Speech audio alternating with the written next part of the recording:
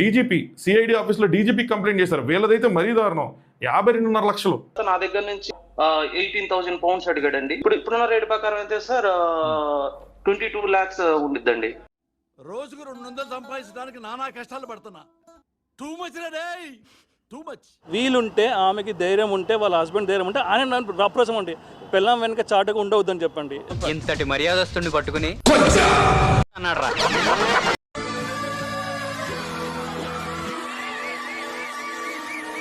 మా పేర్లు చెప్పి కొందరు వ్యక్తులు డబ్బులు తీసుకుంటున్నారు. మీరు నేరుగా మధుకర్కే ఇచ్చారా లేదంటే ఎవరైనా థర్డ్ పర్సన్ ద్వారా డబ్బులు? మధుకర్తో డైరెక్ట్ డీల్ చేస్తాము.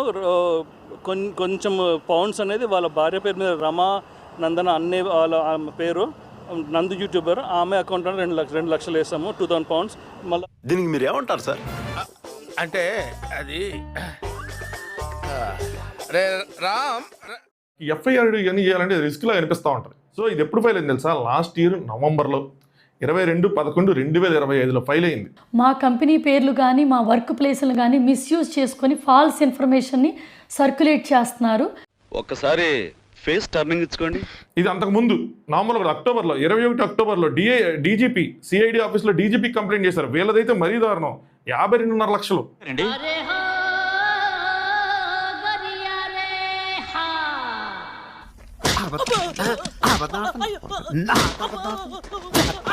తీసుకెళ్ళండి, పోలీసులు వాళ్ళని యాక్షన్ తీసుకునేలా చేయండి. వెనకాల ఎంత పొలిటికల్ ఇన్ఫ్లుయెన్స్ ఉందో తెలుసా? మా మావయ్య ఎమ్మెల్యే. ఆ దేవుడు మీరు సర్వనాశనం అయిపోతారా, మట్టి మట్టి కొట్టుకుపోతారా. శివ అనే వ్యక్తి ఆయన ఫైల్ చేశారనమాట. ఎన్టీఆర్ కమిషనరేట్ లో ఇబ్రహీంపట్నం పోలీస్ స్టేషన్ లో ఫైల్ అయింది. అన్నా మేమందరం మస్తు ఫీల్ అవుతున్నామన్నా. యాక్చువల్ గా 3 వ్యక్తుల పేరు మీద ఫైల్ అయింది. ఆ 3 ఎవరంటే హస్బెండ్ అండ్ వైఫ్ అండ్ వాళ్ళ ఫాదర్. మళ్ళీ ఎక్కడైనా ఫ్యామిలీలో ఒక్కడి తేడాగా ఉంటాడు, మీ ఎంటైర్ ఫ్యామిలీ తేడా అండి.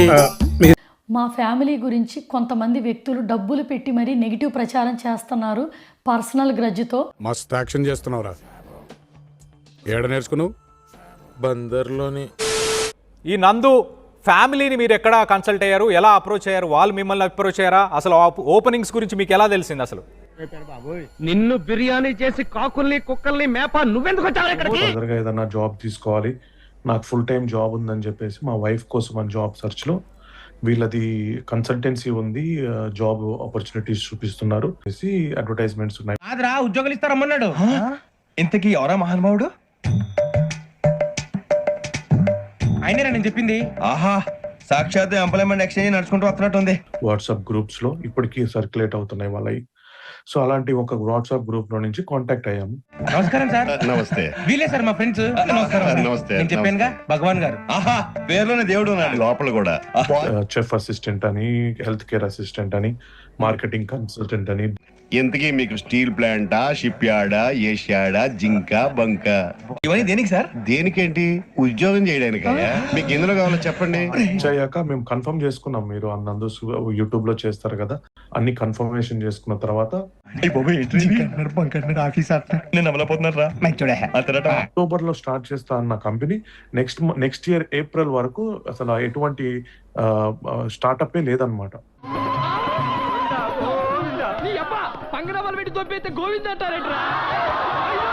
మేము ఎవ్రీ మంత్ అడిగే వాళ్ళము, ఎలా అండి ఇలా శాలరీస్ పే చేయకుండా, పే స్లిప్స్ ఇవ్వకుండా మీరు ఇలా చేస్తే మాకు కంటిన్యూటీకి ఇష్యూ అవుతుంది. చాలా సార్లు అడిగినా గానీ చాలా ఇగ్నోర్ చేసుకుంటూ వచ్చాడు.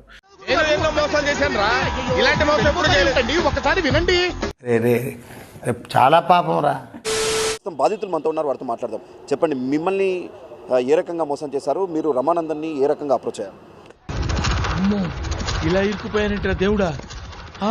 సో మేము వాళ్ళని 2024 మేలో అప్రోచ్ అయ్యాం. సర్టిఫికేట్ స్పాన్సర్షిప్ ఇప్పిస్తానని చెప్పేసి డబ్బులు తీసుకున్నారు. ఒక మనిషిని మోసం చేయడం ఎంత కష్టమో తెలిస్తే ఇలా పంచుకునేటప్పుడు ఎంట్రీలు ఇవ్వరు. ఎంతమంది బాధితులు? మధుకర్ ఈ రకంగా ఎంతమంది వద్ద నుంచి డబ్బులు వసూలు? నాకు తెలిసి మేబీ 50 నుంచి 100 పైన ఉంటారు. ఎంతమందా? అయ్యో, సిటీలో, రాష్ట్రంలో, దేశం మొత్తం మీద ఎంతమంది ఉంటారు? వీలుంటే ఆమెకి ధైర్యం ఉంటే, వాళ్ళ హస్బెండ్ ధైర్యం ఉంటే ఆయన అప్రోచం అండి. పిల్లం వెనక చాటుగా ఉండవద్దని చెప్పండి. నవ్వు ఆపుకుంటున్నావు కదరా?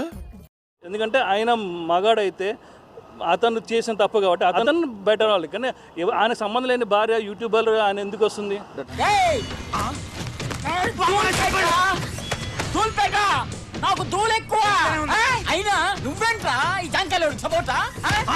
సంవత్సరంన్నర మాకు మెంటల్ స్ట్రెస్, ఫైనాన్షియల్ స్ట్రెస్. ఇండియాలో మా పేరెంట్స్కి, మా మదర్కి బ్రెయిన్ స్ట్రోక్ వచ్చి పెరాలసిస్ వచ్చింది.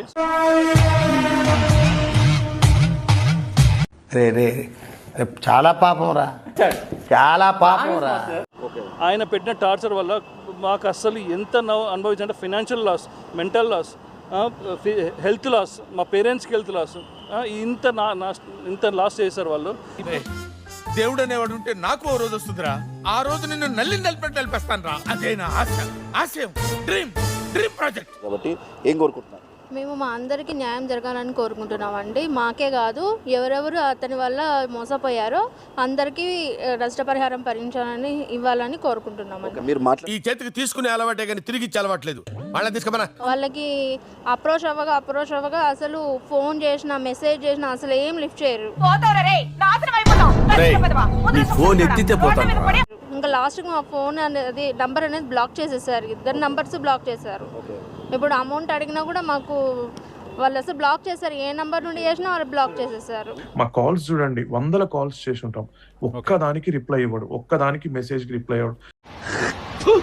కచరా నా కొడక, లోఫర్ నా కొడక, లుచ్చా నా కొడక, సిగ్గులేదురా నీకు, సిగ్గులేదురా నీకు.